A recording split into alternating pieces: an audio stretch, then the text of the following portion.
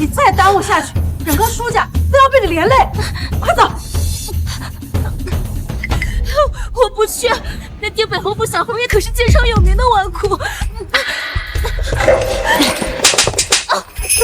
姐，还用得着你来挑三拣四？苏锦绣，你给我听清楚，你只不过是你那个下贱的娘捡回来的野种。我们苏家养育了你这么多年，现在正是你报答养育之恩的时候，替婉儿嫁给小侯爷。我不是野种，犟嘴！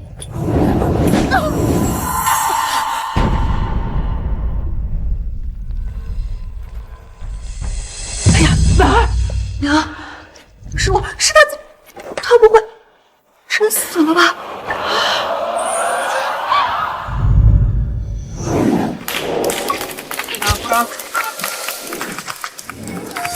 美食的真谛在于用心。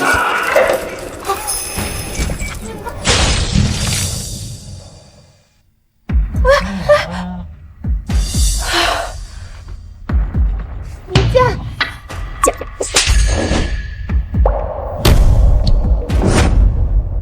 这是穿越了，这是穿越了。哎，没死就给我趴起来！哎，苏锦绣，别以为你假装受伤就能躲得了替嫁这门差事。今天你就算断了一条腿，也得给我爬着上了那台轿子。原来是这样的女人，平日里仗着自己得宠，就这么欺负一个善良又丧母的女儿。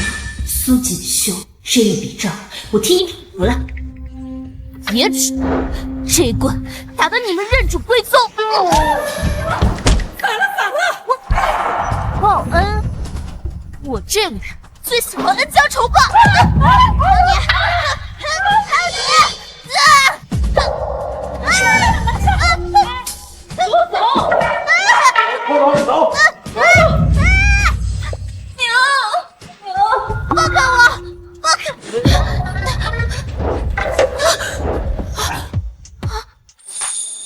呸！不就是一个挡灾的小贱蹄子吧？定北小侯爷，那个只会花天酒地的废物，迟早要把你卖到窑子里去抵债。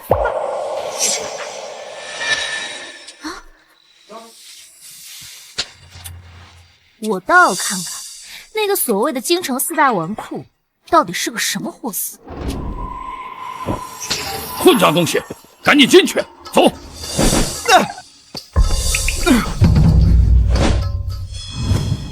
这宽肩窄腰大长腿，是个极品男。老天爷总算干回人手，只要是脸也长得够帅，别说替嫁了，让我倒贴都行。今晚这洞房花烛夜，姐可就不客气了。都说苏家大小姐温婉贤淑，本公子今天就先给你立个规矩，进了我的门就得学好三从四德，休想干涉我出去花天酒地。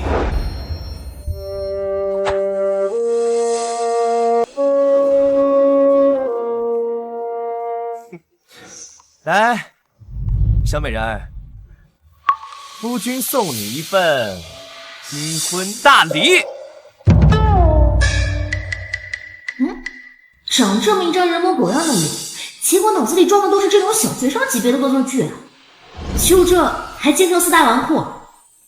喂，怎么一点动静都没有？不会被吓傻了吧？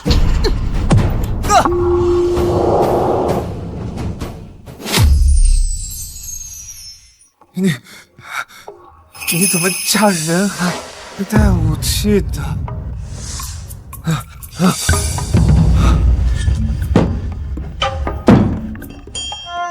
喂，啊，死了没？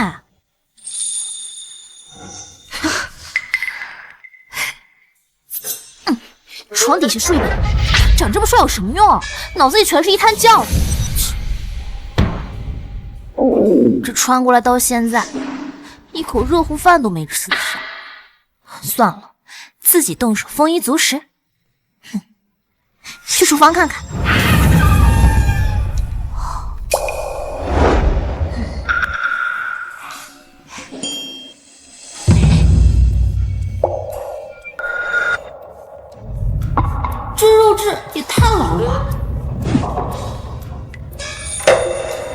鸡蛋都没有去腥，这丸子一点也不 Q 弹。切，这古代的烹饪技术也不怎么样。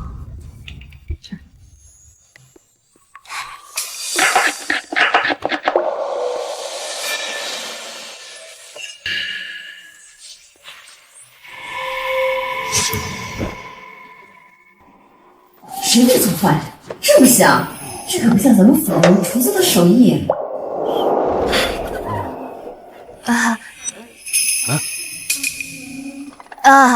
老侯爷、侯夫人，你们还没用过晚膳吧？要不一起吃点儿？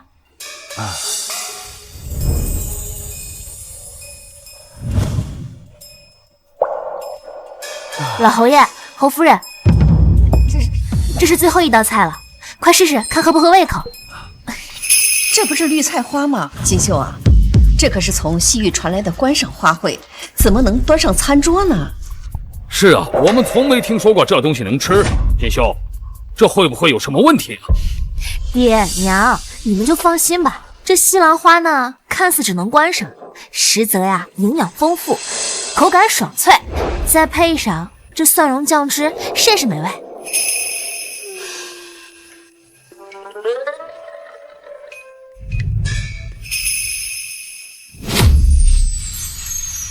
真没想到，这花盆里的观赏花卉居然能做出如此美味。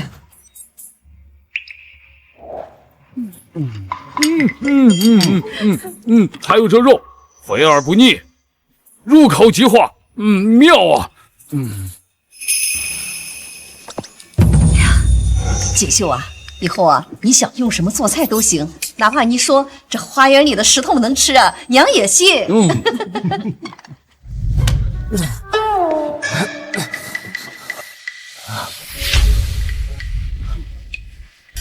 你这个泼妇，竟然敢打我！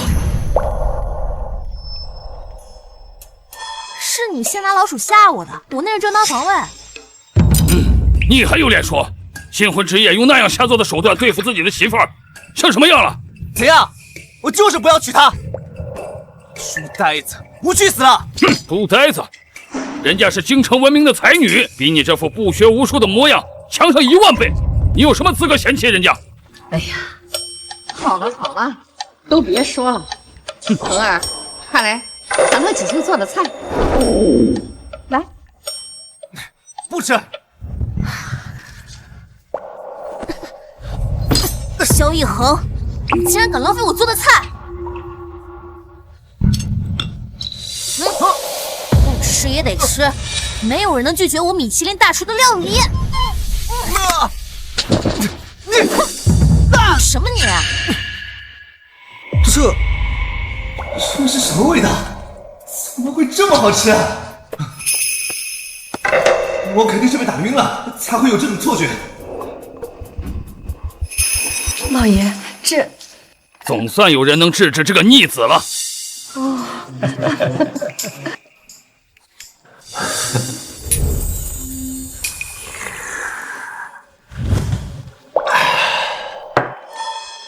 一个书呆子还想在我面前翻天，立马被我收拾得服服帖帖的，做了8个好菜讨好我。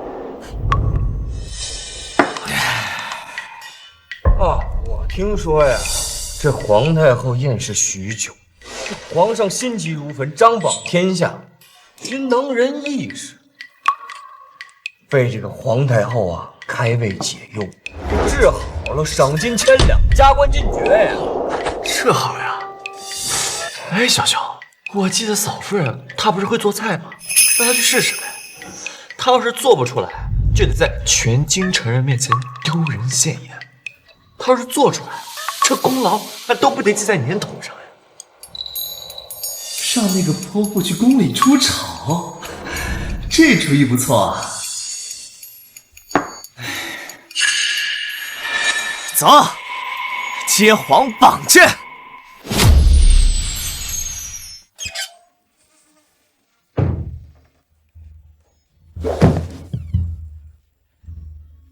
咱家奉皇上口谕，特来迎接永接皇榜、厨艺精湛的神厨萧公子入宫，为皇太后诊治。皇榜诊治？公公，你找错人了吧？是吗？那萧公子床头放的又是什么？萧公子，咱家可得提醒你，皇太后凤体安危，乃是国之大事。你接了皇榜，若敢说不会做菜，那便是欺君之罪。到时候，整个定北侯府都会跟着你遭殃。你个逆子！公公，求求你，犬子只是一时糊涂，喝醉了才犯下如此大错。哎呀，求公公在皇上面前给求求情吧。侯夫人，咱家劝你还是省省吧。欺君罔上，那可是灭门的死罪，咱家担得起。来人呐！在。萧夜河戏耍皇榜，藐视君上，证据确凿，咱家把他绑了，打入天牢，听候圣上发落。慢着！哎呀，公公，你说这是不是有什么误会啊？别动！皇榜在此，人也在此，能有什么误会？哎呀，这榜虽然是我夫君接的，但菜将由臣妇来做。这俗话说得好，夫为妻纲，所以妻亦可为夫解难，应该不算欺君吧？小野猴，哎呀，我陪你一起去。哎呀！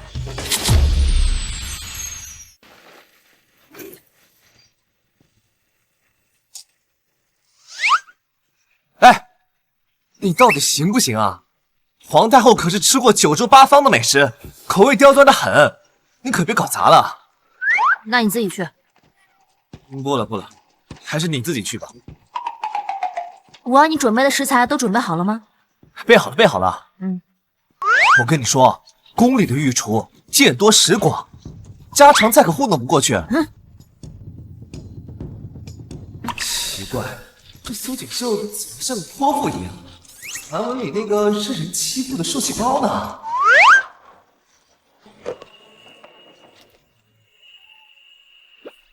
这不是萧大公子吗？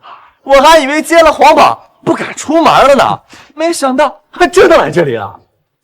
赵文宇，钱飞，你们昨天两个是不是故意害我？萧兄，我们也是替你出主意啊，谁知道你还真的去接榜了。萧兄，你还真带媳妇儿来做菜呀？你走遍京城所有酒楼看看，有哪家是女人当大厨的？呀，这就是苏家的那个小受气包呀！就他这小身板，还下厨，别开玩笑了。我看他连铁锅都端不下来了。啊！我的手！端不端得动铁锅不好说，但教训教训你这种东土子，那还是绰绰有余的。听见没？以后眼睛都给我放亮点，再敢惹我，我就让我娘子打断你们的腿！苏锦绣，萧野河，赵兄，稍安勿躁，我有个远房亲戚，正好在御书房弄差。哼，那到时候就看你的好戏了。皇上万岁！太后万福！启禀皇上，听闻太后凤体欠安，臣心急如焚，愿臣所带的厨师能够率先为太后娘娘谢意。李师傅曾赴洋游学多年，精通东洋料理。臣也愿为太后分忧。张大师曾在南洋暹罗国做过御厨，一手暹罗菜做得出神入化。准了，开始吧。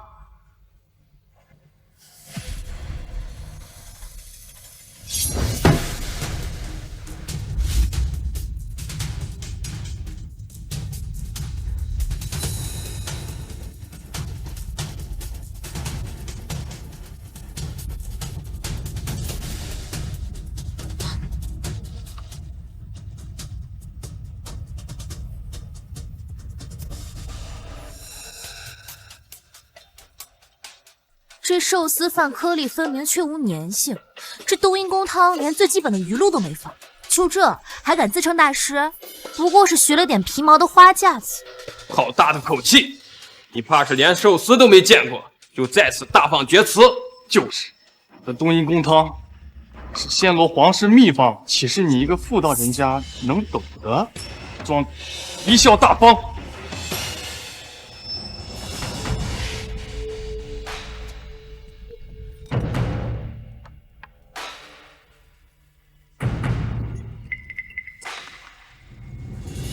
拿走，都拿走！大胆！这就是你们举荐的大师？拿这种东西来惊扰太后凤驾，是何居心？来人！在，将这2个学艺不精的厨子拖出去，每人重打20大板。冤枉啊！皇上冤枉啊！你们2个，身为朝臣之子，也过了其时，惊扰母后，罚你们去殿门口跪着，没有证据，不许起来！哎呀，2位兄台不是说要给我开开眼界吗？怎么这眼界还没开，先开柜了？皇上，不如让2位留下来，开开他们的狗眼。下一位。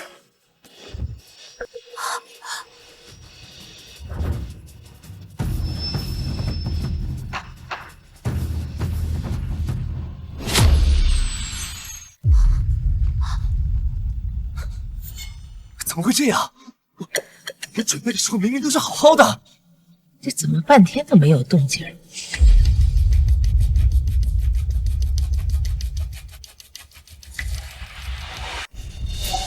哎呀！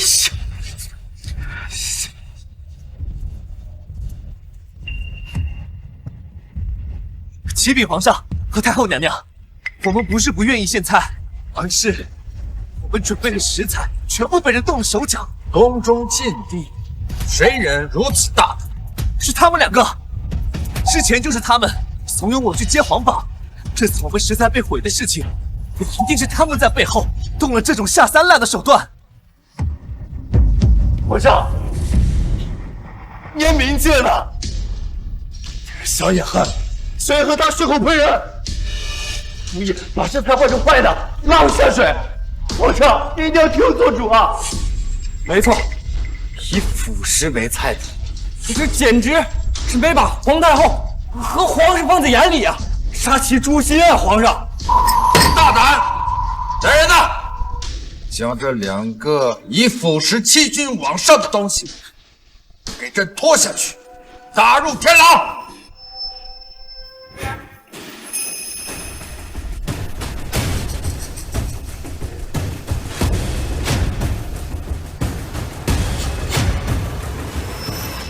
皇上息怒，此事我有办法。皇上息怒，虽然这些食材已遭破坏，但民妇有新的菜谱，即使无需这些，也可给太后娘娘做一道开胃佳肴。皇上，能否借您殿外庭院中的新妇？简直是天方夜谭啊！皇上，微臣只听过吃竹笋，没听过吃竹子，又不是大熊猫。依臣看，他就是黔驴技穷，徒劳挣扎罢了。用竹子做菜，哀家活了大半辈子，倒是第一次听说。皇帝，不妨就让他试一试。李德全，去，按他说的做。是。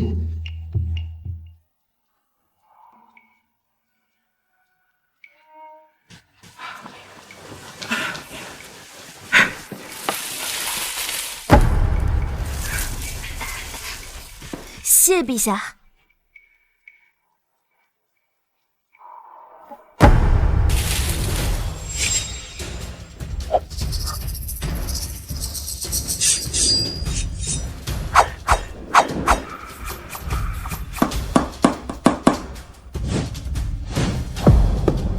你到底有几成把握呀？这件事可不是开玩笑的，到时候要是再搞砸了，搞砸？我的字典里可没搞砸二字。你要实在闲得慌，就过来帮我把火烧旺。好。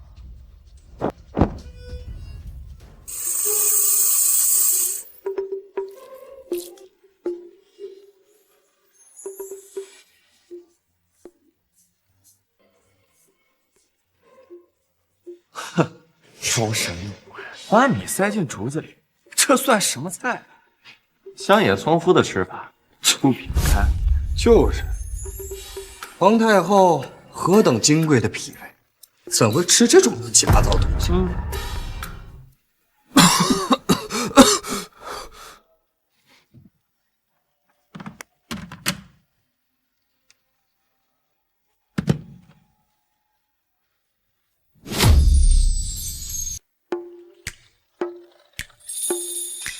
这是什么味道？这么清甜。不过就是米饭味儿，能有什么稀奇？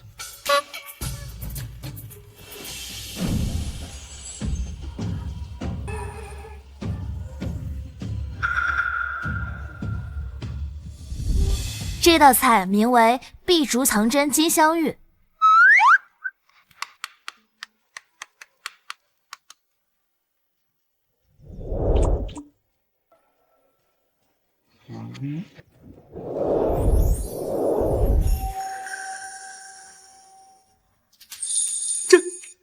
这米饭怎么会发光？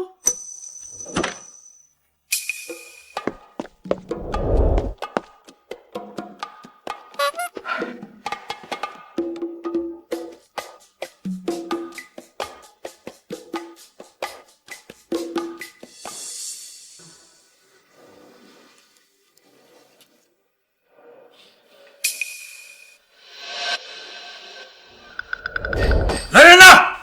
不好，书呆子还是搞砸了。皇上，太后娘娘，皇榜是臣一个人接的，此事从头到尾都与我夫人无关，她只是替我做事，一切罪责由臣一人承担。太好吃了，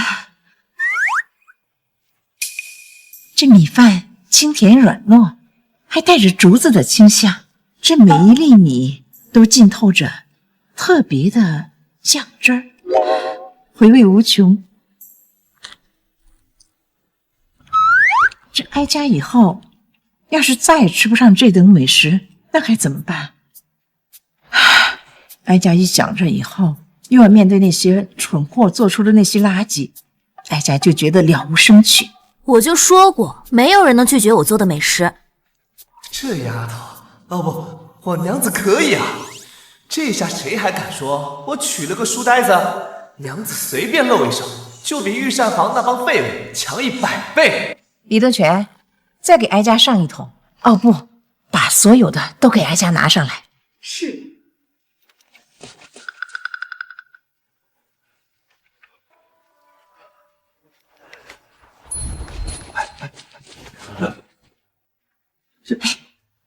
都放哀家这儿。啊！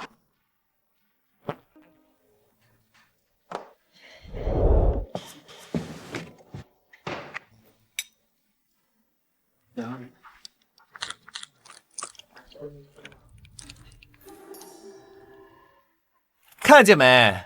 我娘子做的饭，连皇上想吃都得靠边站。你那些东洋南洋的大师傅呢？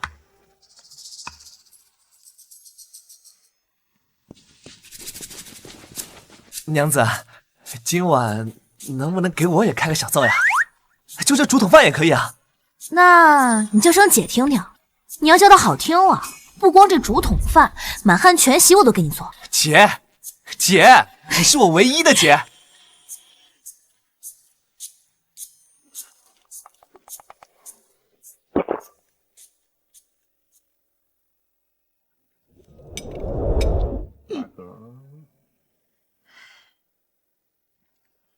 看到你，就想到了哀家的锦儿，也该是你这般年纪，她要是能吃到这般美食，那该多好。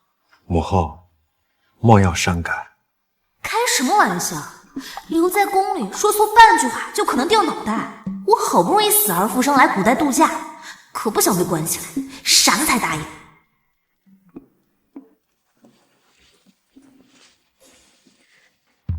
承蒙太后娘娘厚爱，只是臣女已为人妇，理应在家孝敬公婆。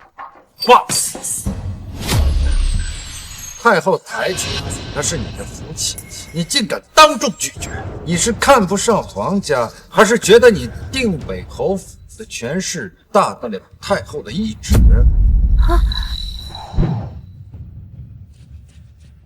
没有，皇上，我娘子绝对没有这么想。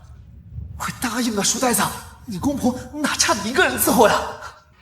皇上息怒，臣妇方才并没有拒绝的意思，只是身为儿媳，若久留宫中的话，有违妇德。太后娘娘，您若是不嫌弃，臣女愿每日入宫为娘娘烹调膳食，直到您凤体完全康复。不知娘娘您意下如何啊？皇帝呀，你看看这孩子多通情达理呀，完美，既能刷脸保持好感度，又不用被困在这里打卡上班，我可真是个小机灵鬼。如此甚好，既能为母后分忧，又不失为人媳的本分。小叶恒，你倒是娶了个好媳妇啊！皇上圣明，您这么一说，臣确实觉得我福气不浅。不过您是不是也应该有一点实质性的表示啊？哈哈哈！好，好，好！苏轼巧思，以竹为器，不仅解了母后的厌食之忧，更让朕大开眼界。传朕旨意，赏定北侯府黄金100两，珠宝2箱，另赐萧夫人翡翠金钗1对，以彰其功。是。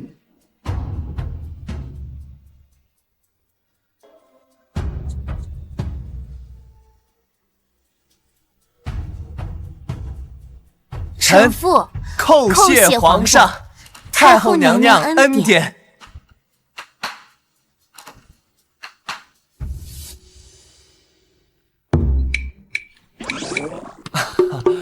皇上，您这赏赐是不是漏了点什么东西啊？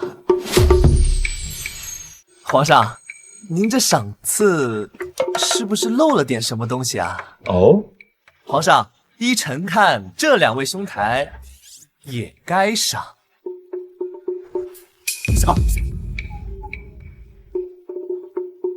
皇上，不如就赏他们把大师做的美食都吃光吧。这样也算不浪费粮食，为国分忧了。准了，吃不完不许走。好孩子，今天若不是你力挽狂澜，恒儿这颗脑袋可能已经搬家了。恒儿，锦绣比你有本事，比你沉稳，以后家里家外你都要听他的。儿臣遵命。锦绣，我们已经把回门礼准备好了，保证你在苏家赚足了面子。我才不想回去，我才不回去。好他个苏正远，这分明是看不起我们家恒儿，配不上他那宝贝嫡女。岂有此理！我们锦绣在家肯定受气啊！这群狗眼看人低的东西，他们看不起我也就算了，还看不起我娘子。娘子放心，这门儿我们要风风光光的回。我要让全京城的人都看看，你苏锦绣嫁给我萧叶恒，是享了天大的福气。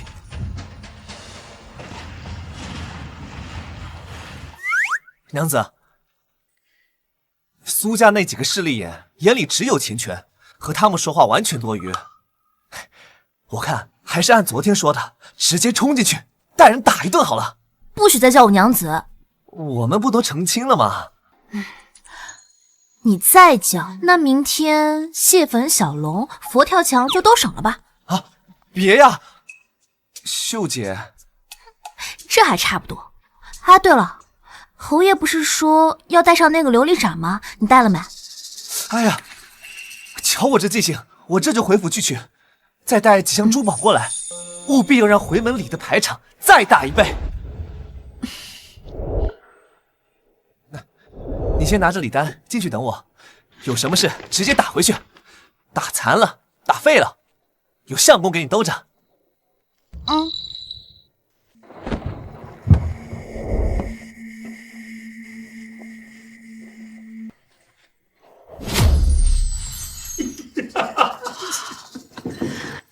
娘，王爷准备的回门礼，光东海珍珠就有8盏呢。哎，王爷说了，就算我是侧妃，也不能让我委屈了。我柔儿就是有福气，赵王爷那可是皇亲国戚。瞧瞧，还有人亲自陪着送来，多体面呢。我都说了，他忙了就不用过来。但是呀，这3日之后非要亲自来接我回家。是啊，不像有些人，这回门连夫君的影子都见不到，还真是让人可怜呢。莫不是大姐姐在侯府不受宠，小侯爷连这点脸面都不给你吧？那赵王爷如此清醒，怕是在朝中不得志了。柔儿妹妹，你这后半生的富贵可得抓牢了才行。你夫家不得志，柔儿妹妹头上这个金钗呀，可是赵王爷宠她，特意为她求来的。你这头上又有什么呢？就你这根破簪子，该不会是外面的地摊上淘来的吧？王爷说了，这钗子啊，全京城没有第2只。你家侯爷怕是连这钗子都没见过吧？锦绣啊，你也别难过，你头上这只看上去成色不好，不如我给你摘下来，我给你换一只啊。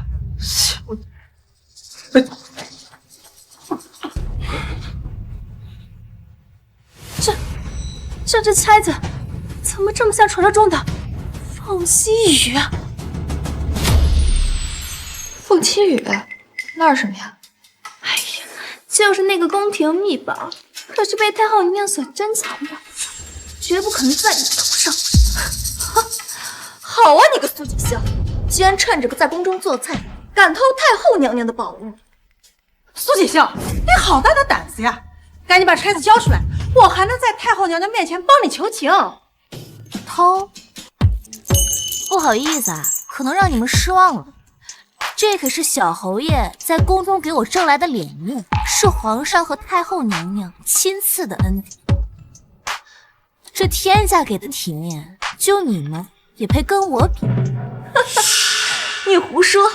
你这个贱人，这一定是你用什么阿杂手段骗来的吧？反了天了！我看你是翅膀硬了。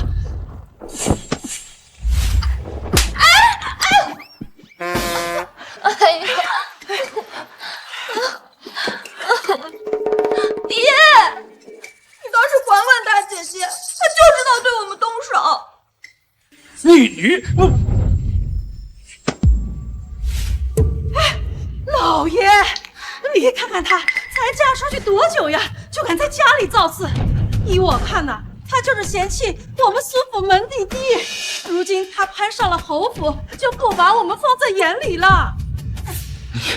你心里还有没有长幼尊卑？还不快跪下给你赔礼道歉！啊，连父亲的话你也不听了吗？父亲，你也配？您真是贵人多忘事，难道忘了我死去的娘亲了吗？当初我娘病死在床上的时候，你又在哪里寻欢作乐？当初我被他们像货物一样抬进花轿的时候，你又在哪里袖手旁观？一个对我娘亲的死漠不关心，对我受的欺辱视而不见的人，不配被我称为父亲。妹妹金枝玉叶，我轻轻碰一下就倒。林娘慈爱善良，伸手就要抢我的御赐之物。还有你，不分青红皂白，抬手就要打人。别把你们这些见不得光的嫉妒心说得这么冠冕堂皇。嫉妒？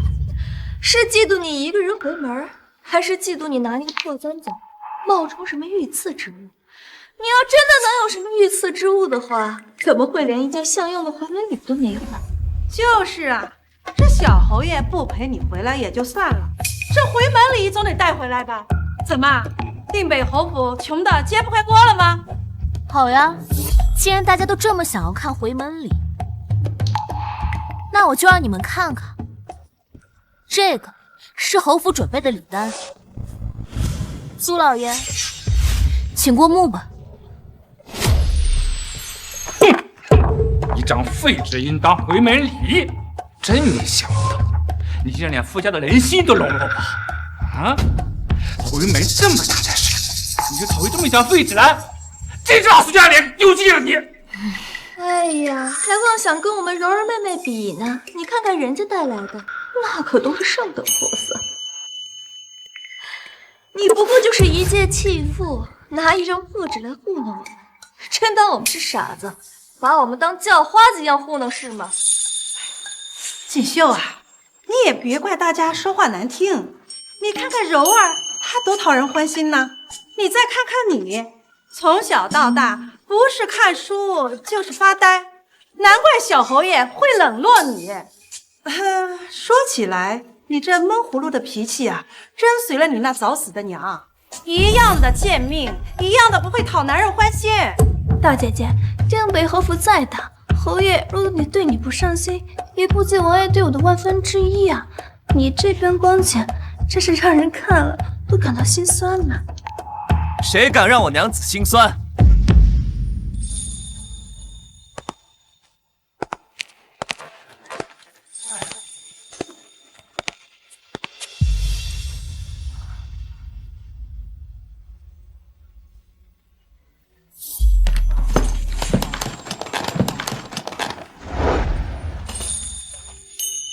这家伙还真把库房给搬来了，真是个不嫌事儿大的活宝。刚才就是你说我娘子比不上你，睁大你们的狗眼看清楚，什么狗屁赵王，一个八竿子都打不着的远房宗室，也好意思称皇亲国戚？我爹手握北境30万兵马，是圣上跟前红得发紫的人，那赵王爷见了我，也得点头哈腰的叫一声小侯爷。我告诉你们，他送的那点破东西，也就够我家的马垫垫脚。我娘子的这些回门礼，随便一箱就购买他那座破王府了。小侯爷，是大姐姐推了我在先，我们也是怕她嫁进了侯府，失了礼数不是？二姐姐，你别怪大姐姐，大姐姐也许是一时心情，所以才神清气盛的。是啊，小侯爷都是误会，我就是教训这些不懂事的女儿，怎么敢冒撞你呢？不敢。娘子，秀姐是不是受欺负了？嗨，我没事儿，别大惊小怪的。还不是他们欺负我？欺负我娘子，这是在教你们怎么做人。我确实就是欺负你们了，但我今天的事，只不过是你们之前对我的所作所为加倍奉还罢了。好啊，你们这帮畜生，平时竟敢这么对我娘子！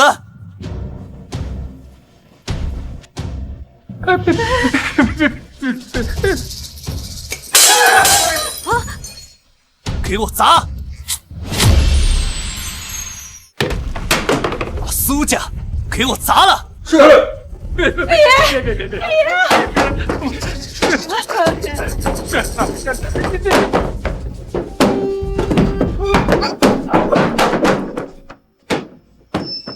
停！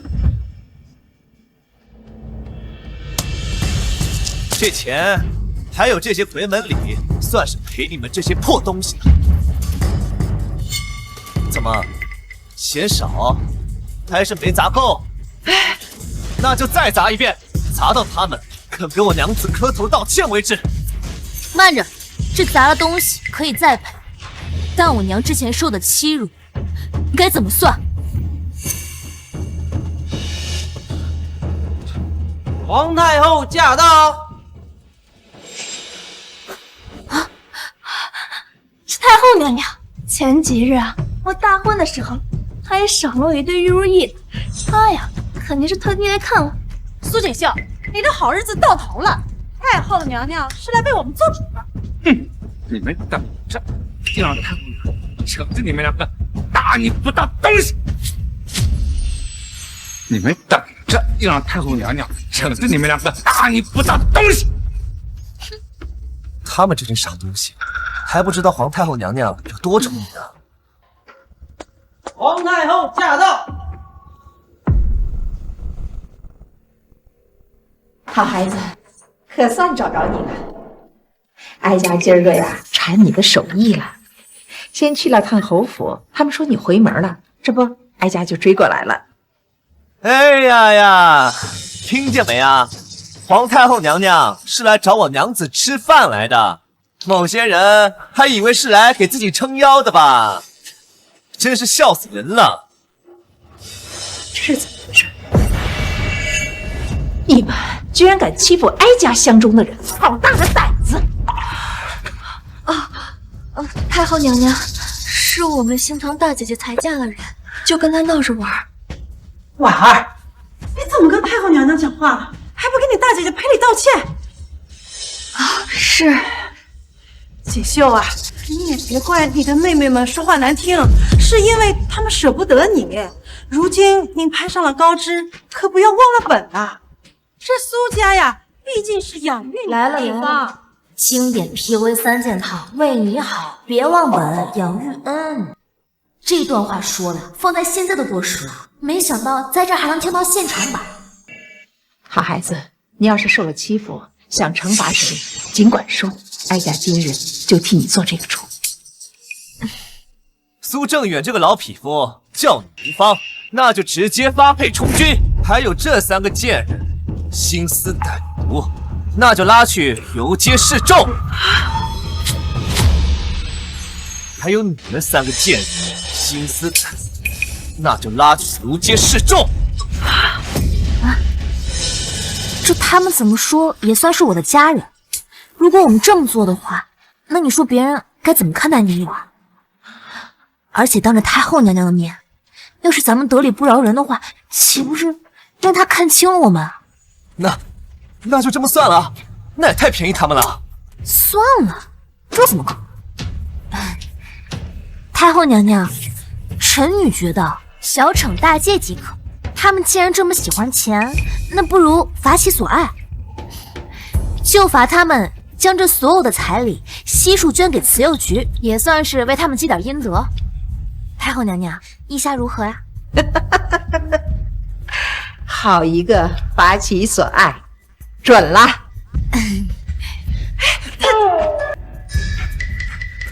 臣遵命，多谢太后娘娘恩典。锦绣啊，陪哀家去用膳，哀家饿了。娘娘请留步。是臣糊涂，冒犯了少夫人，还惊扰了你。太后娘娘能大驾光临，是我苏家天大的荣幸啊！还请太后娘娘留下来用膳，也算是让我一个陪礼机会啊。是啊，太后娘娘，大姐姐一人做菜怎么行啊？我和柔儿妹妹也应该为您分忧才是，是吧？太后娘娘，你有所不知啊，我们3个呀都厨艺精湛，大姐姐会的，我们也会。那好，那你们姐妹3个一起准备吧。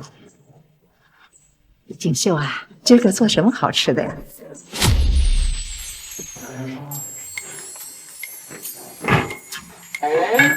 哎，我说，大姐姐，别怪我没提前提醒过你啊，这儿可不是什么书房，不是一念2句3诗就能蒙混过关的。姐姐，妹妹知道你可能干不了什么精细活，你要是不会，可以过来瞧瞧，妹妹教你吧。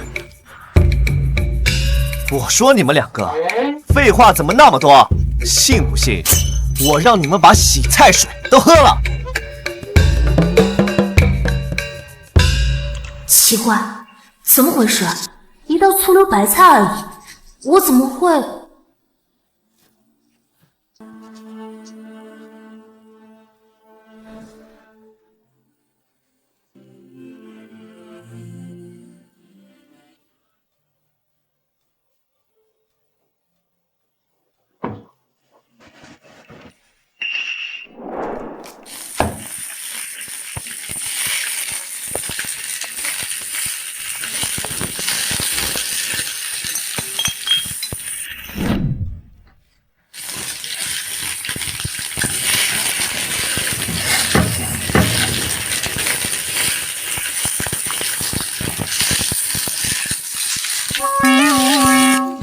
这是什么新菜式？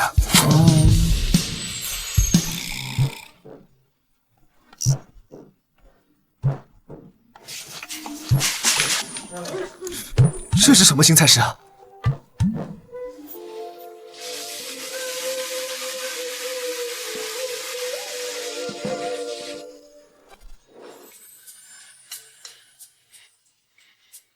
哇，这道菜看起来不错，不如由我端上去吧。我年纪小，该我端。哎，抢什么抢啊？这道菜是我娘子做的，跟你们这两个洗菜丫头有半文钱关系吗？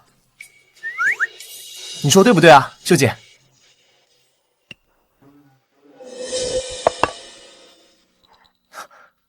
秀姐，怎么了？是累着了吗？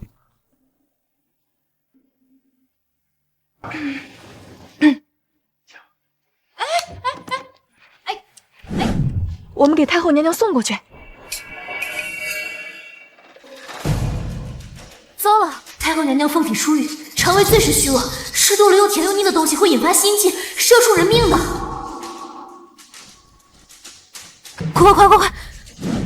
快去拦住他们！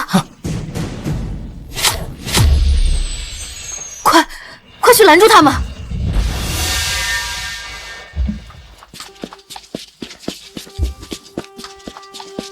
拦住他们！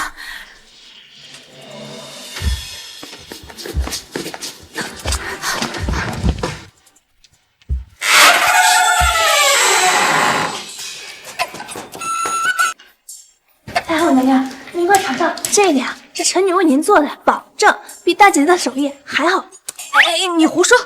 太后娘娘，这道菜是臣女做的，您快尝尝。行了，你们俩都别争了。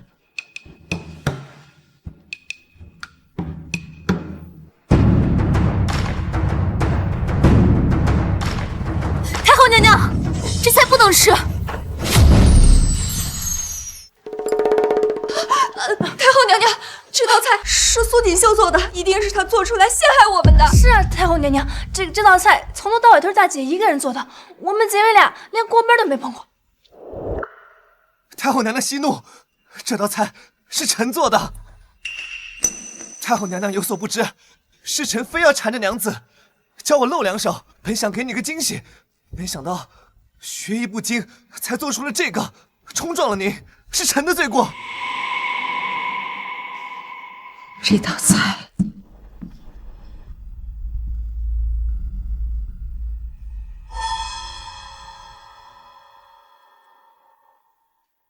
就是这种又咸又甜的古怪味道，没办法，太难吃了，真是一点都没变呢。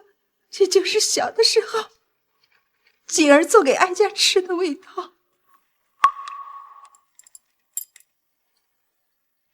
哀家的锦儿是多年前在宫乱中走失的锦衣公主，被哀家身边的中仆带出宫去，从此杳无音讯。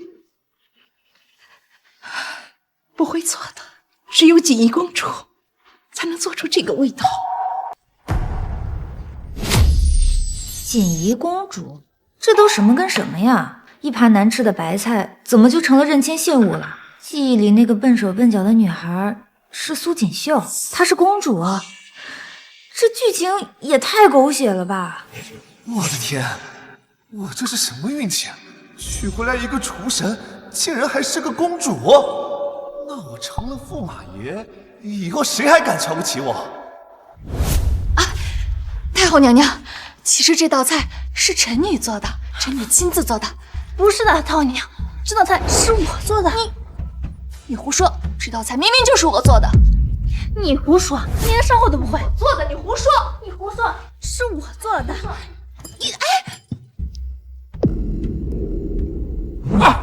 太后娘娘明鉴，老臣老臣想起来了，当年宫乱，老臣见不得婉儿跟柔儿流落街头，才将他们领回府中抚养。是啊，太后娘娘，锦绣是臣妇的孩子，是臣妇10月怀胎生的。哎呀，您看看婉儿和柔儿，他们的眉眼气度哪一个不像金枝玉叶呀？他们两个当中啊，定有一个是您失散在外的亲生骨肉。行了行了，都别演了。他们两个算哪门子的公主？都给我听清楚了，这道菜从头到尾都是我娘子苏锦绣做的。你们都给哀家住嘴！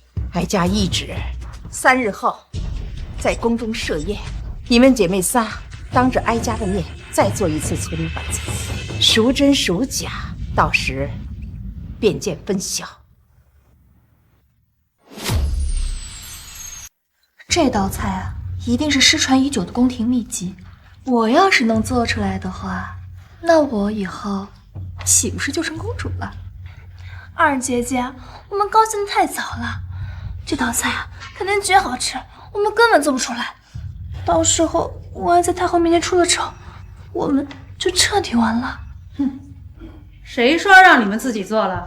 娘，那您的意思是？百味斋的胡大厨，一手御膳的手艺，那是出神入化。明早我就派人重金去请他。娘的意思是偷梁换柱？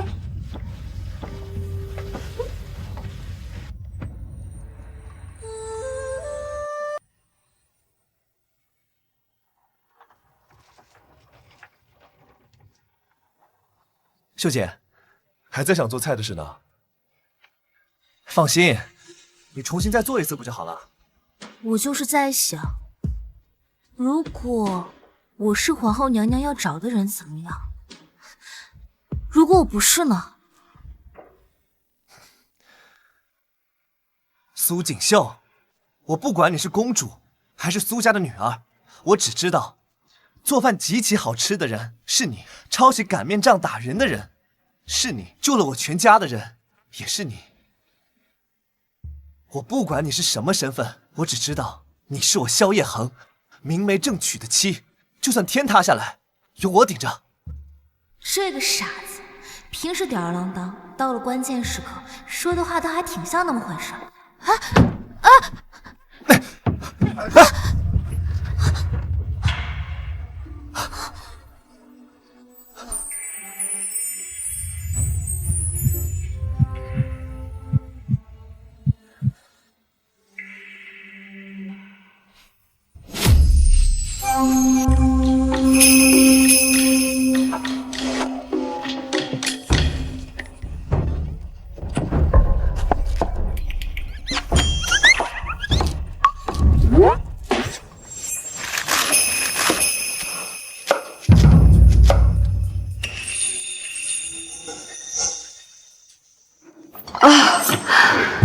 太后娘娘，臣女愚钝，这自制的酱料忘了带，还请臣女速速取回。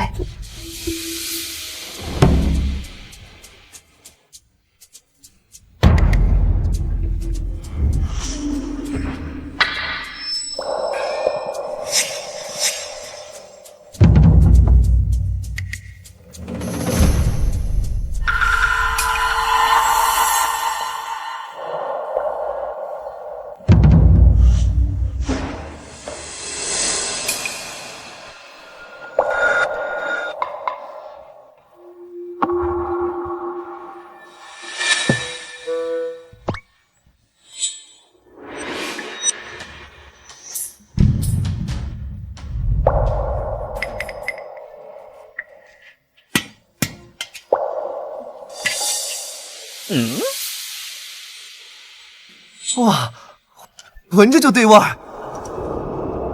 不对，太后娘娘要的不是这个。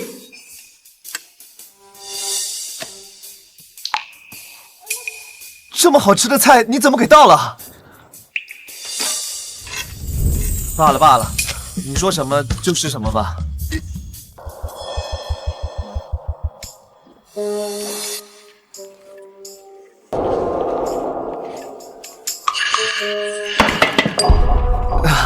我不是故意的。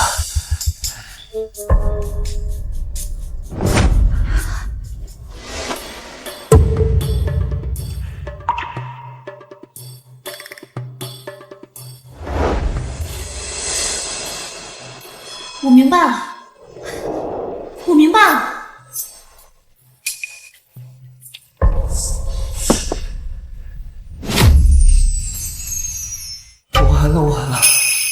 是被我气糊涂了，开始破罐子破摔了。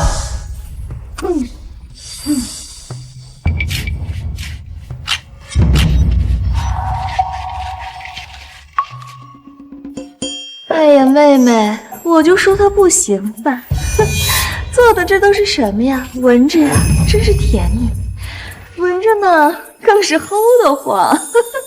小侯呀，你可别怪姐姐，姐姐也许是太累了，所以才会这样。跟我们比起来，简直是云云之别呀！就你们这俩，连灶台都分不清东南西北的蠢货，能做出什么人模狗样的菜？我告诉你们，我娘子做的菜，就算是烂菜叶子，也是金贵无比；而你们，就算端着金山银山，也是两坨烂泥。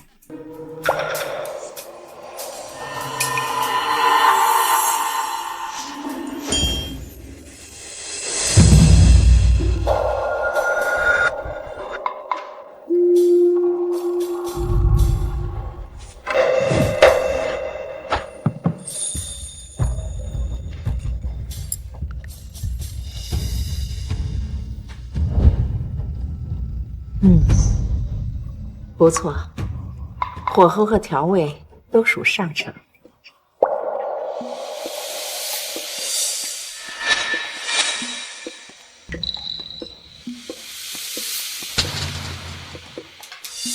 也不错，与方才那盘不相上下。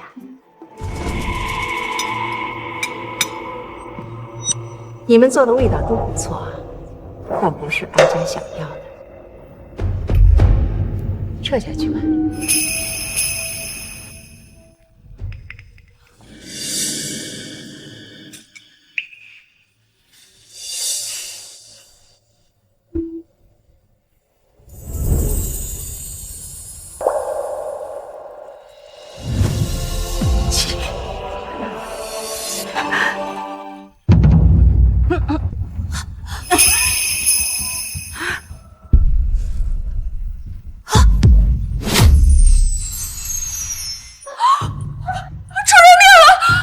太后娘娘，太后娘娘，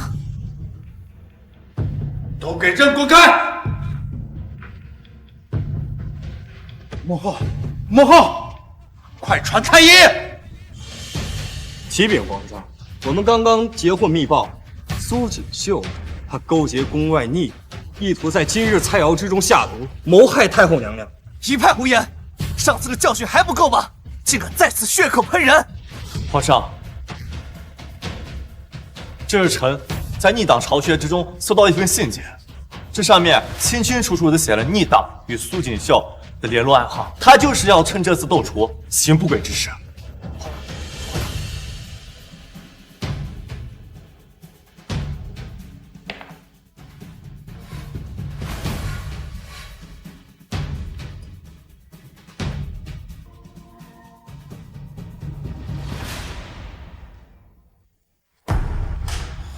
一个定北侯府的媳妇儿，来人，将这个罪妇给朕打入地牢！等等，启禀皇上，今日这道菜所有的步骤都是由臣妇亲自所做，臣妇愿以性命担保，这菜绝对没有毒。你用性命担保，你的命在朕眼里值几文钱？真是可笑！太后娘娘已经毒发昏迷了，你还敢说这菜没毒啊？是啊，这人证物证俱在，还狡辩什么呢？你说没毒，如何证明？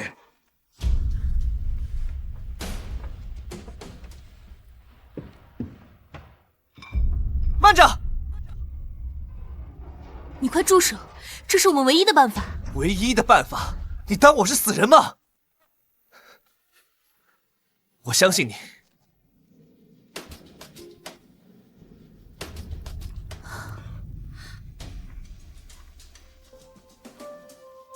萧夜恒，你们看，我也吃了这菜，我这不……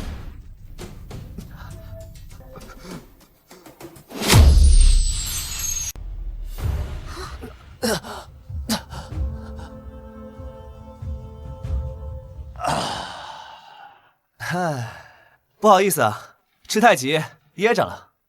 怎么不相信？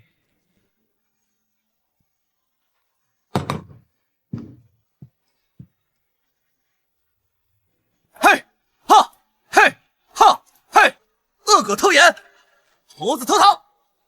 嘿，哈，嘿，哈，呼！哎，快别在这丢人现眼了！现在最要紧的是太后娘娘。皇上，您看，臣现在的身体依然壮的能打一头牛，所以这菜肯定没有毒。启禀皇上，太后娘娘应该是在别的地方中了毒，毒性延缓，现在才发作而已。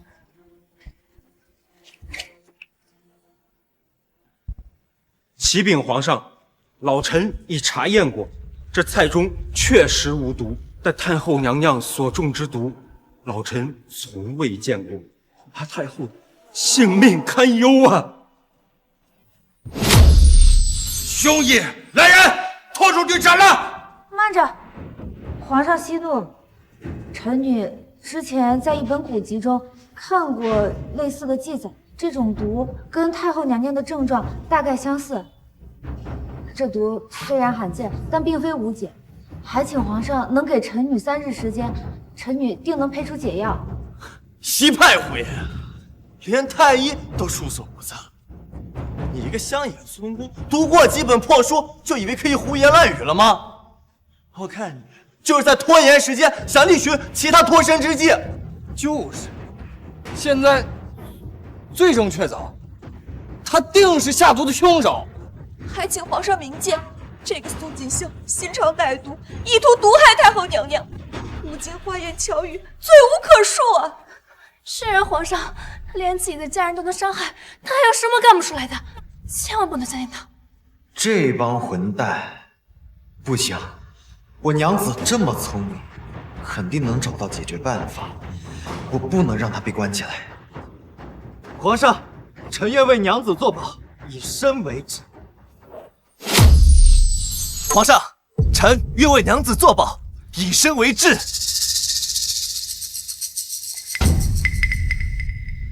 您可把我关在宫里，若太后娘娘有任何闪失，您不用审，可直接把我拉出去斩了。我定北侯府萧夜恒，绝无半句怨言。这傻子，他知不知道自己在说什么？用自己的命换我一个出去的机会。启禀皇上，若3日之内可得解药，太后娘娘或可一试啊！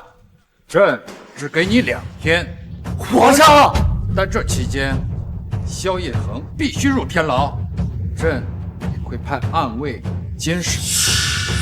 若母后有任何闪失，朕要你们定北侯府满门陪葬。苏锦绣这个贱人呀，要是2天之内救不回太后的话，指定这连着定北侯府都落得满门抄斩了。哎，小侯爷也被困在天牢当人质了。我听说赵文已经跟玉帝打点过，得好好照顾他们。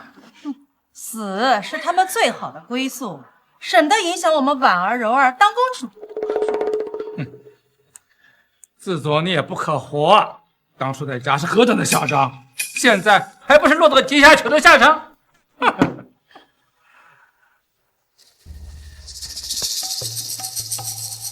锦绣，这可怎么办啊？恒儿疼啊！老侯爷、侯夫人，你们放心，我已有对策。此毒名为穿心丝，可以7种草药辅以食疗化解。我打算以冬瓜薏米老鸭汤为主，先排出太后娘娘体内的毒素，后辅以汤药，定能药到病除。那药材您备齐了没？这其他6种皆已备齐，唯独差一种极为罕见的主药，名为金线莲。没问题，我这就派人全城搜寻。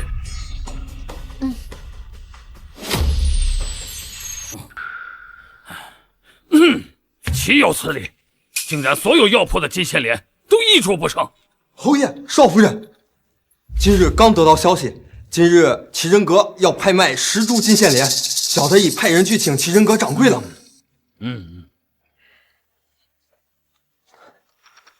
小人拜见侯爷，拜见少夫人。不知侯爷今天召小人前来，有何吩咐？少废话！你们店里今日是不是有批金线莲？本侯全要了。哎呀，侯爷，您怎么不早说呢？什么意思？就在半个时辰前，金线莲全部被一位客官买走了。买走了？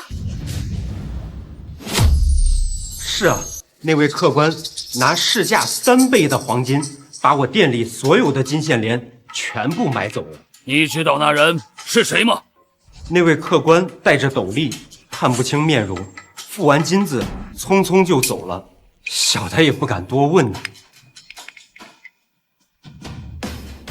可恶！这买的太巧，走得太急，就仿佛一切都像算计好的一样。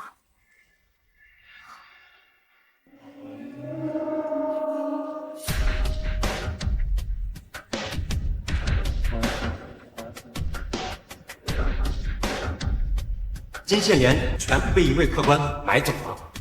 巧合太多，就是预谋，有人在给他们通风报信。而那个能自由出入宫又能轻易接触的赵文宇等人，是他！快一点，再快一点！萧夜恒，你这个傻子一定要撑住！逆贼萧夜恒，毒害太后，罪大恶极，国法不容，斩立决！潇潇啊，别愁眉苦脸的嘛，安心上路啊！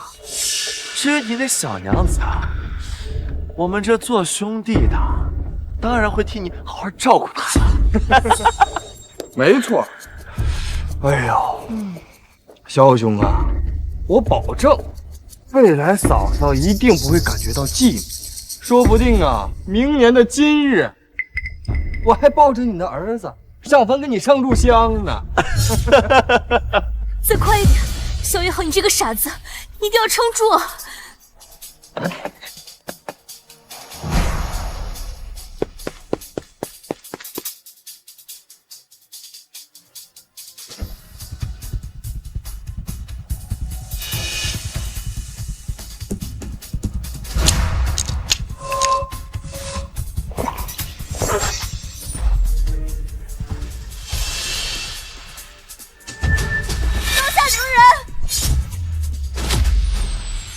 皇上，刀下留人啊！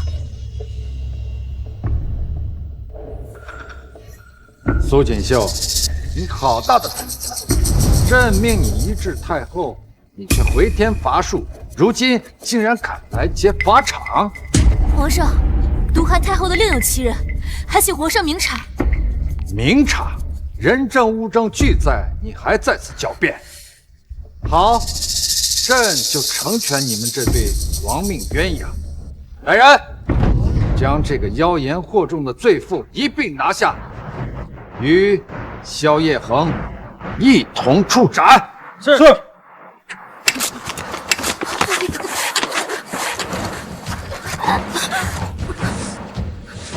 我看谁敢！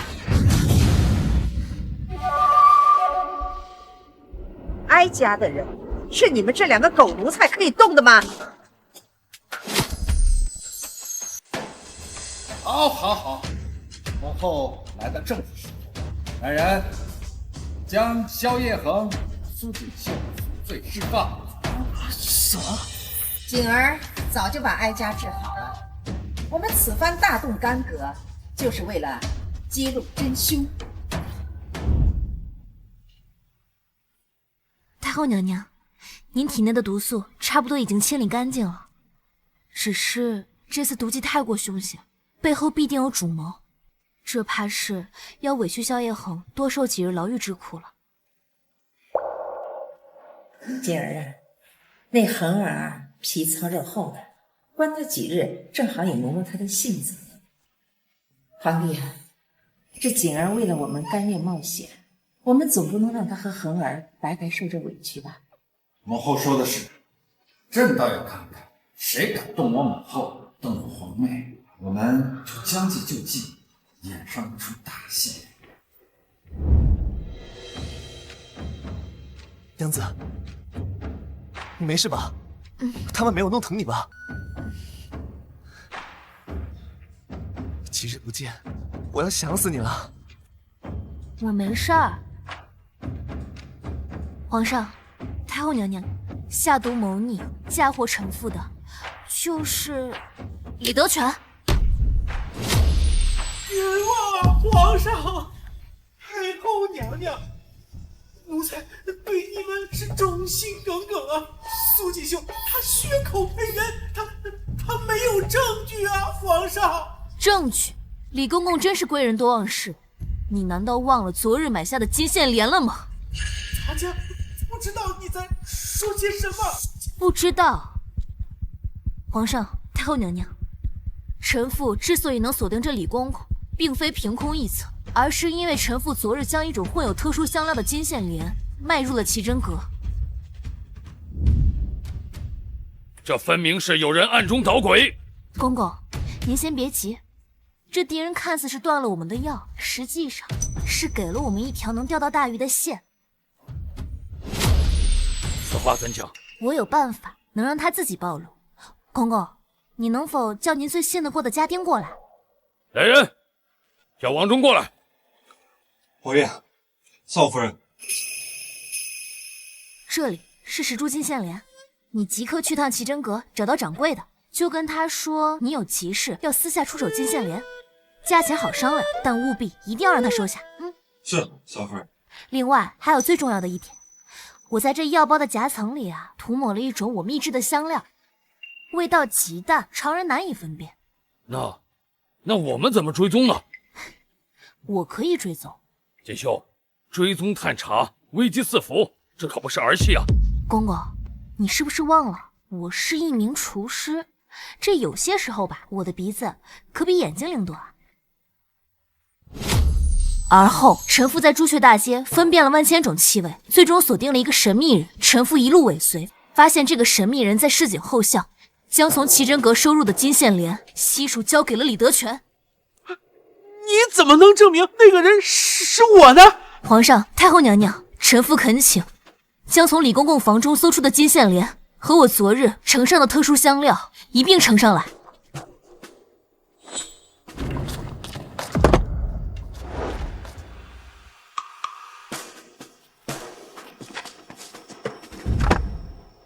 大家看，我所特制的香料就在这第3排的右数第3个。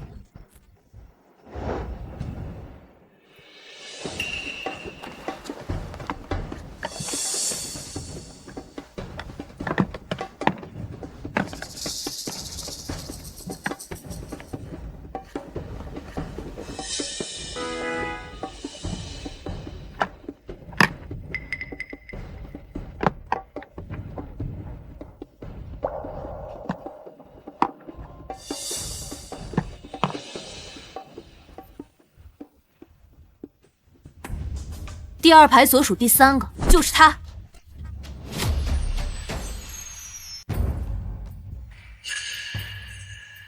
臣妇还闻到这把手上也有淡淡的香料味道，还有一丝墨香味，应该是银票的味道。李德全，如果我没猜错的话，你收的封口费应该还在你的袖中吧？皇上，奴才该死，是他们拿奴才家人们的性命相要挟，逼我这么做的呀！皇上饶命啊！胡说！你派胡言！皇上明鉴，分明是畏罪，想拉我们下水，还敢抵赖！来人，将这3个逆贼打入天牢，大刑伺候！朕要让他们知道什么叫生不如死！皇上饶命啊！我全说，我们背后的人是。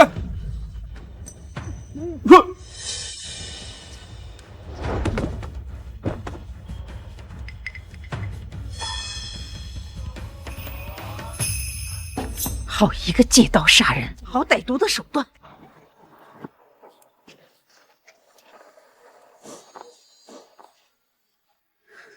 皇上，太后娘娘，他们应该早就被下了毒。看来这幕后之人不仅想要灭口，更想要向我们示威。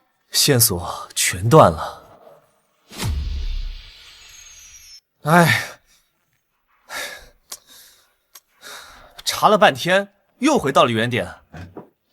不，我们没有回到原点，至少我们知道了一件很重要的事，这川心思是西域奇毒，所以这幕后主使定与西域有关。平西王世子袁绍安，3年前他曾以游学的名义在西域待了整整1年，回来后他还整天炫耀他那些奇珍异宝呢。那这么说的话，肯定就是他了。平西王手握西境兵权，素有谋反之心。若此事真是袁绍安所为，那他们的目的绝不仅仅是陷害我们那么简单。太后驾到！太后娘娘，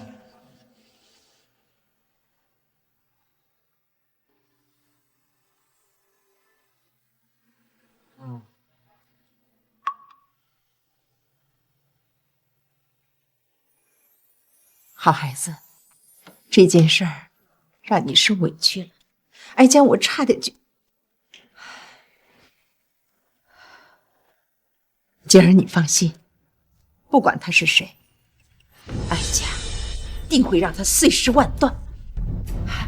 这件事不能再等了，哀家和皇上会动用皇家的所有力量帮你们去查。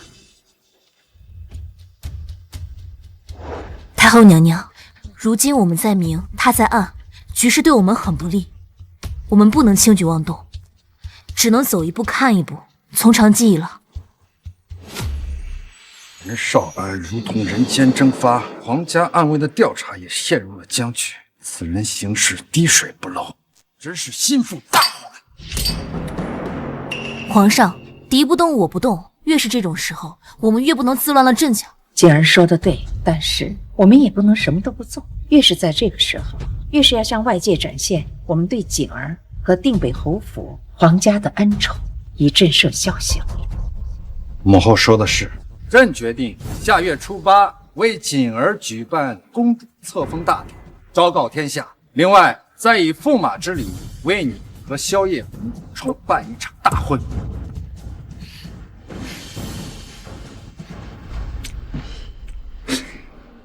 公主，她竟然真的是公主！哎呀，我真是瞎了眼了！不行，我明天一定要去定北侯府负荆请罪。哎呀！你现在去就是自取其辱啊！只要他一日没有册封，这件事情就还有转机。娘，我们可不能坐以待毙。老爷，自古以来，皇家最重名节，大事后知了。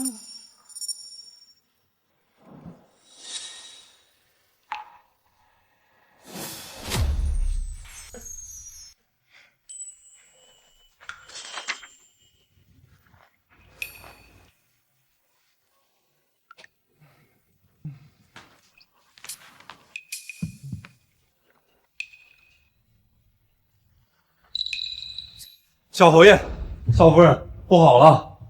慌慌张张的，发生什么事了？外面都在传，说少夫人您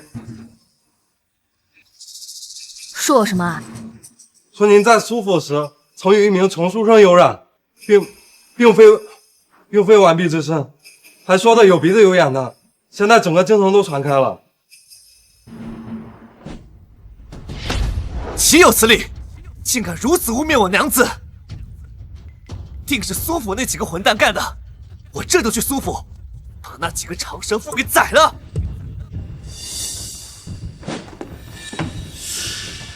啊！林秀秀、苏婉儿都给我滚出来！小侯爷，您怎么过来了？还给本公子装蒜，说是不是你在败坏我娘子名声？小侯爷，您要是这么说，那也太冤枉人了吧？我们也是今天早上才听说了你和姐姐之间的事情，替你担心都来不及。不如您先喝口茶，消消火，我们坐下慢慢谈。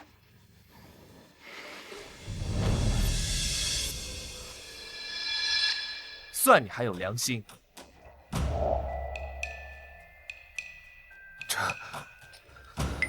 这茶，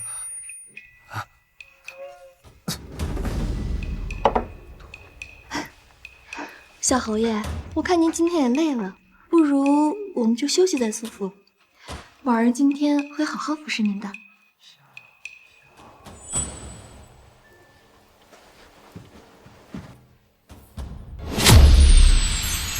哎呀，行了行了，别哭了啊！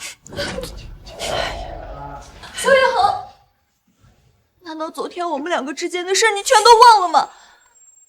你要是今天不给我一个说法，我就撞死在这个柱子上。就你也配爬上本公子的床？做梦还没醒呢！哼！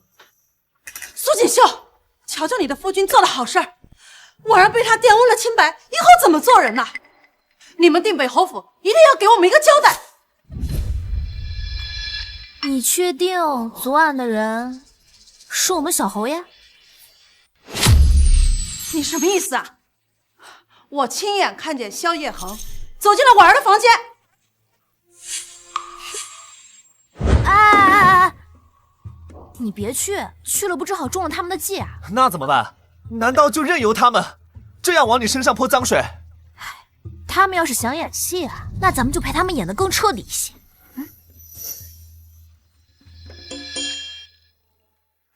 好，就这么办。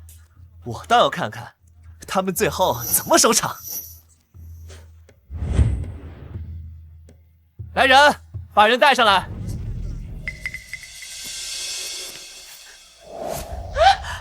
我的好妹妹，你再仔细看看，这昨晚陪了你一夜的人到底是谁啊？不可能是你！昨天在我房里的明明就是你，萧逸恒！你们是故意要陷害我们！小侯爷昨晚明明就在苏府。我昨晚可是一直与我娘子还有太后娘娘在一起。你胡说！你们明明就在狡辩。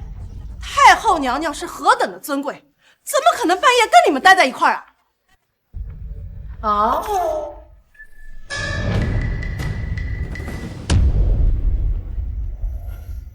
哀家怎么就不可以和自己的女儿和女婿待在一起呢？昨夜哀家与锦儿和恒儿商议大婚事宜，怎么，你们有什么疑义吗？太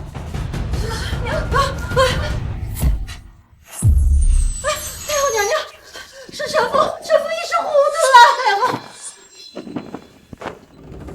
我看你精明得很，就连污蔑公主名节这等诛九族的大罪你都敢犯。就是，敢往我娘子身上泼脏水，我看你们是活腻了。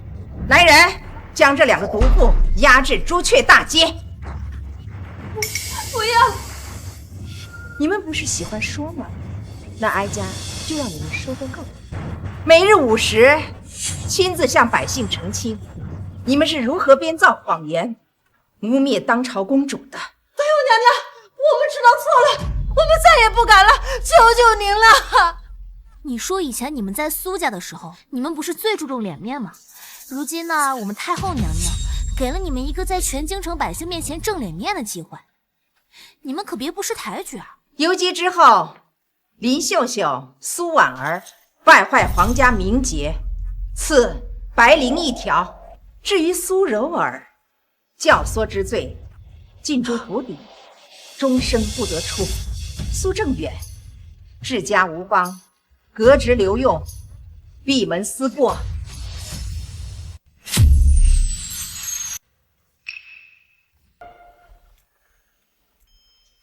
小侯爷，少夫人，苏家主他负荆请罪，跪在府门外了。这老匹夫又在耍什么花招？不见，让他进来吧。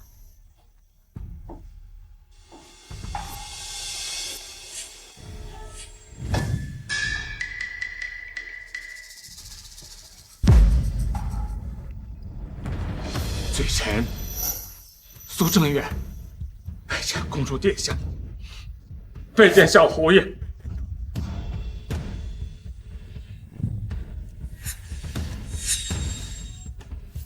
罪臣地狱熏心，愧对公主殿下，更愧对公主殿下的仰慕。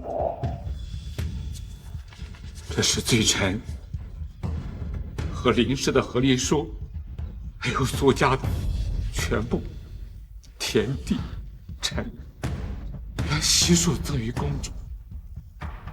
这叫公主盘恕罪臣，滔天大罪。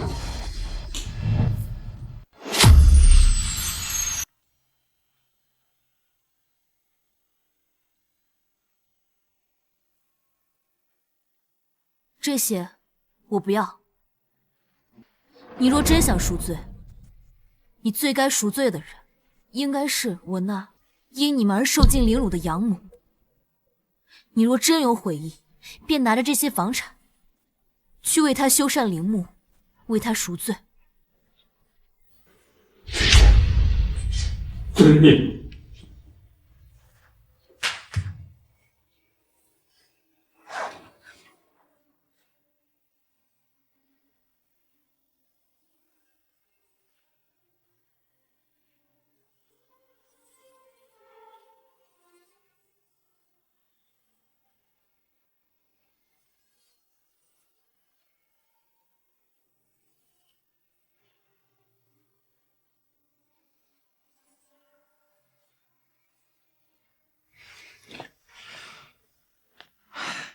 娘子，那样的家不要也罢，以后这里就是你的家。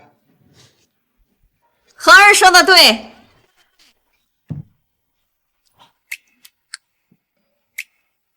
锦绣，再过几日就是中秋节了，今年不如就由你为我们设计一场真正的家宴，好不好啊？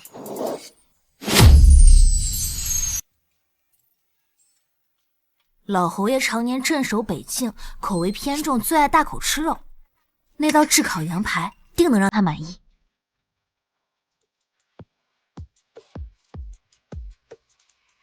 月儿在手中，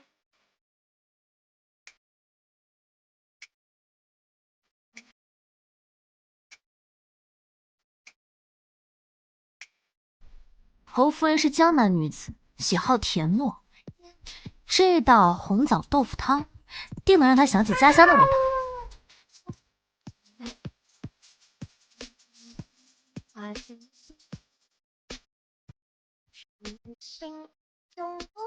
至于萧夜恒那个无辣不欢的家伙，就做一道毛血旺吧，让他辣到跳脚才好。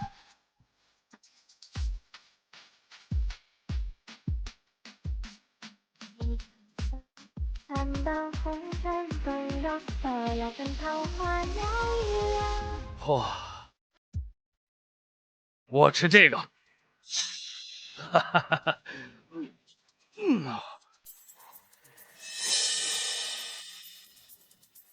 这肉串外焦里嫩，肉质丰腴，比军营那些伙夫烤的强上10000倍。哈哈哈哈哈哈！痛快。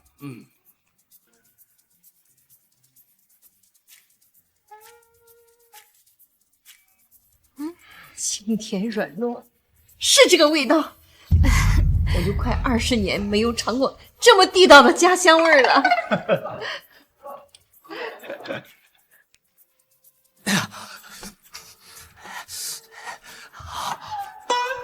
够劲儿，娘子，你这手艺真是绝了。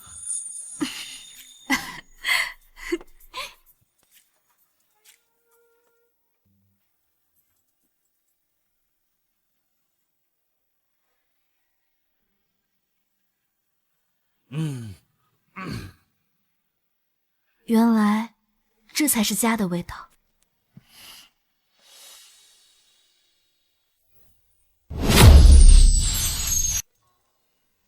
这几日天气热，给大家炒个莴笋浆浆火。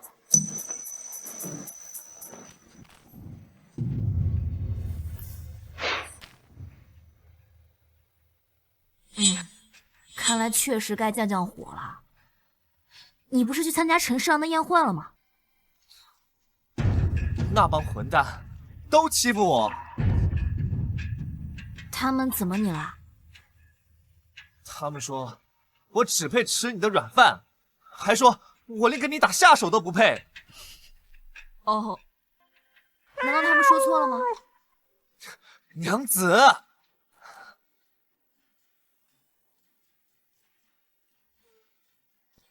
哎，娘子，你教我做菜吧。什么？教你？我要学一道最厉害的硬菜，然后亲手做给那帮孙子吃。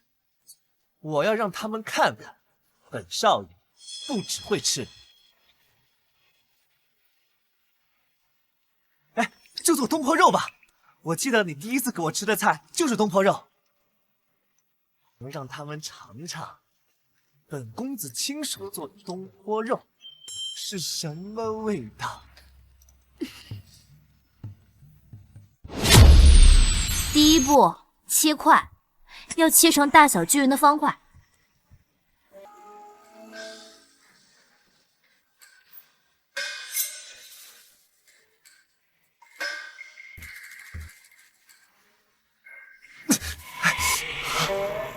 啊！这刀怎么不听话？笨死了！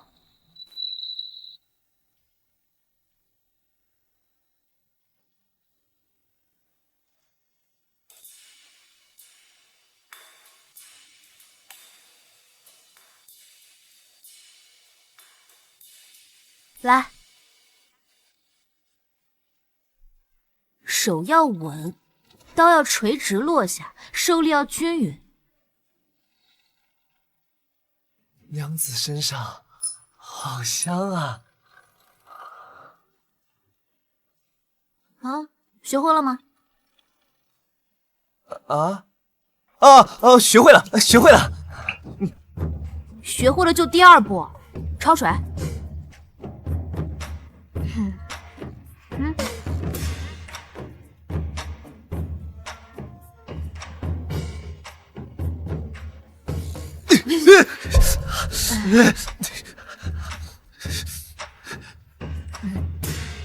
第三步，炒糖色。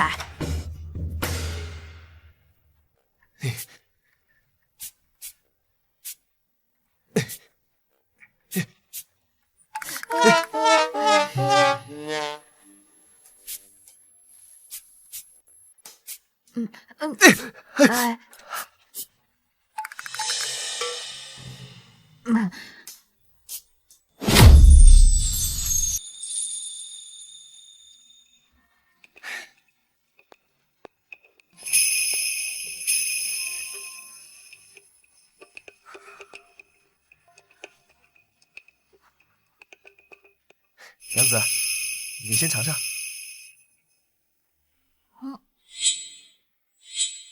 肉质软糯，咸甜适中，虽比不上我做的，但已经相当不错了。还行，没把厨房烧了，算是成功了。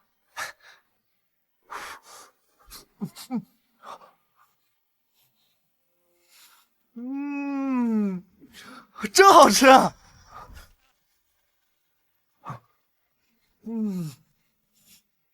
原来自己亲手做出来的东西让别人喜欢，是这么有成就感，这么有意思的一件事情。寒食过烟雨笑，不夜后正好，又是一年彩霞世界暖阳照。萧一恒，怎么了？我觉得吧，你虽有极致，但根基不稳，长此以往，如再遇上袁绍安那种老谋深算之辈，很难有胜算。所以从今日起，你的玩乐时间没了啊！那我干什么？我亲自教你学识。至于武艺，我想老侯爷应该很乐意亲自教导你。你教我？你一个女人家的，我能教你书本上没有的道理。你要不信可以不学。如果不学，会怎么样？不学的话，什么鸡翅膀啊、水晶糕啊，通通没有了。我学还不行吗？先生在上，请受学生一拜。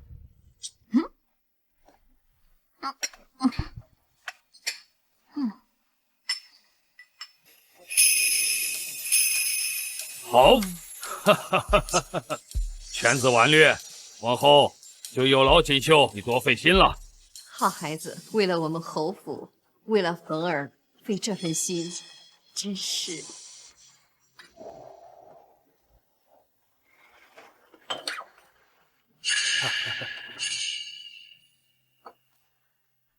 爹，娘，好孩子，快起来！儿媳向二老保证，定不负所望，与夫君一起内安家宅，外御强敌，共同维护我们应北侯府的荣耀。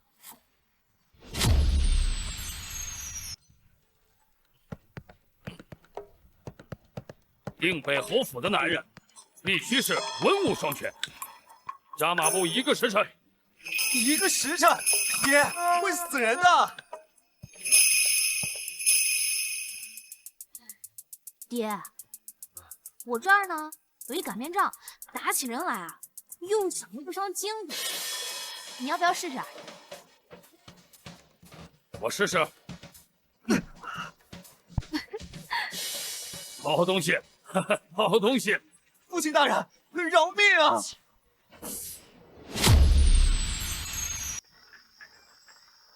我们脚下的土地啊，并非天圆地方，而是像这冬瓜一样，是个球球。球？那我们岂不是会掉下去？你看啊，有一股神秘的力量，将我们牢牢地吸附在这个球上。当我们围着太阳转的时候呢，就有了四季更替；当我们自己转，就有了白昼和黑夜。还有啊，就像这料汁一样，遇冷则凝，遇热则化，就像天上的云。遇冷成雨，遇热成气。所以说，这世间万物呀，都有它运行的规律和道理。我娘子上知天文地理，下入厅堂厨房，真是厉害。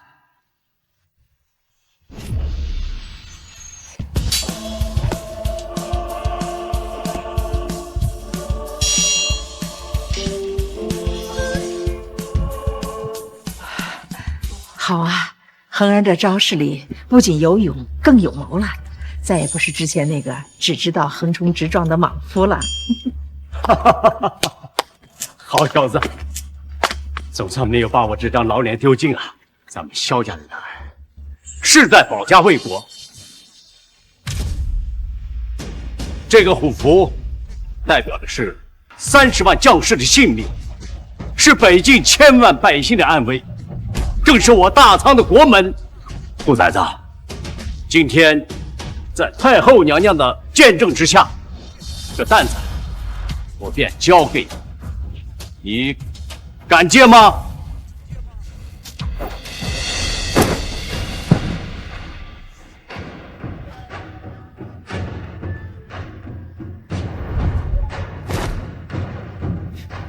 爹，儿臣萧夜航在此立誓，人在，北境在，人在，大仓在。若违此事，天诛地灭。好，哈哈哈哈哈，好啊！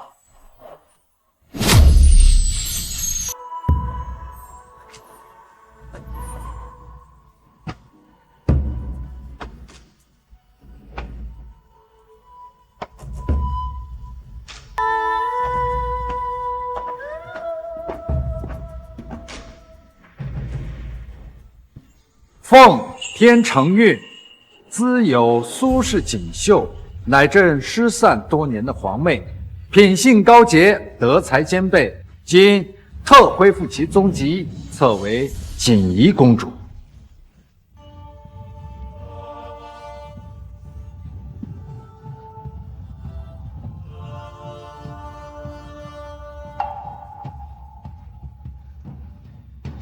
谢皇兄隆恩。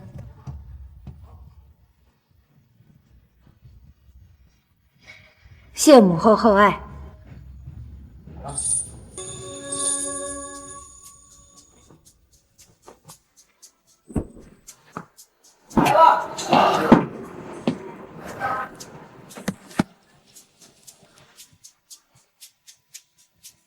娘子，我们到家了。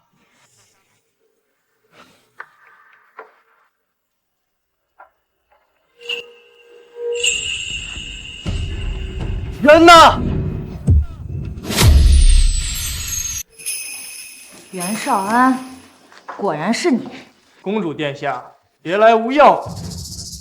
没想到你们还挺厉害，查到了些蛛丝马迹。不过没关系，今天你们的命和定北侯府的兵权，我全都要。少安，你放了他！可以，拿你爹留给你的兵符来换。扔过来！你先放了。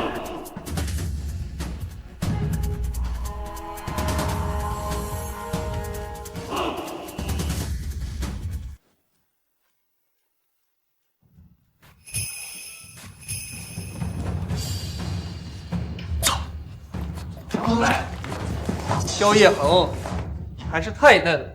今天你们俩都要死在这儿。袁绍安，你可知你拿到的那枚符是假的？来人，将平西王府逆党给朕一网打尽！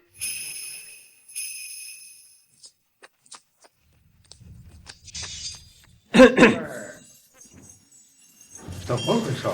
吉时都快过了，小侯爷人呢？不会是又出什么岔子了吧？这孩子真是跑哪儿去了，一点都不让人省心。是啊，这个萧叶恒搞什么？来了来了！娘子，让你久等了。娘子，让你久等了。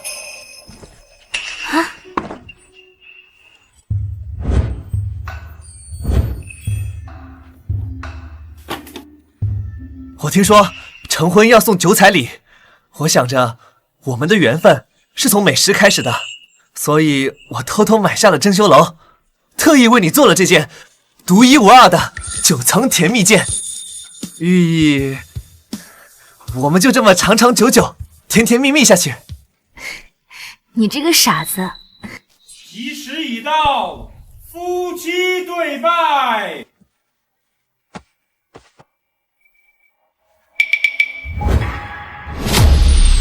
吉时已到，夫妻对拜。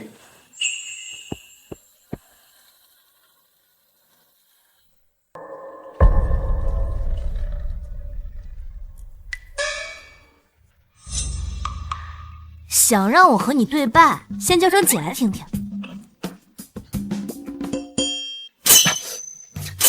别闹了，大家都看着呢。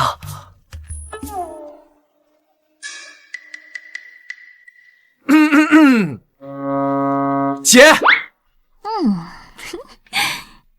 拜。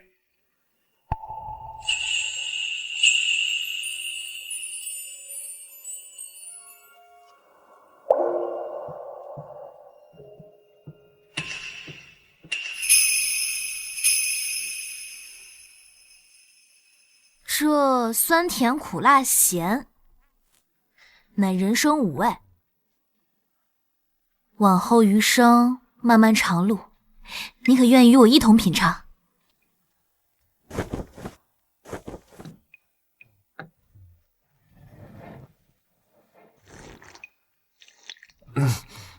昨夜角楼有东风，春心泛秋意上心头。恰似故人原来在乡愁。今夜月稀烟朦胧，一声叹意难忘星空。恰似回首终究一场梦。轻轻赞爱人，轻轻唱离愁。洗尽铅华中，旧人懵懂。娘子，无论今后是什么滋味，我萧叶恒都愿与你共度一生，永不分离。我也愿与你共度一生，永不分离。相公。看红尘繁华似人间，灯火袭人欺人，手中红线姻缘，何时现？不无笑语润如烟，淡妆华发眼中牵。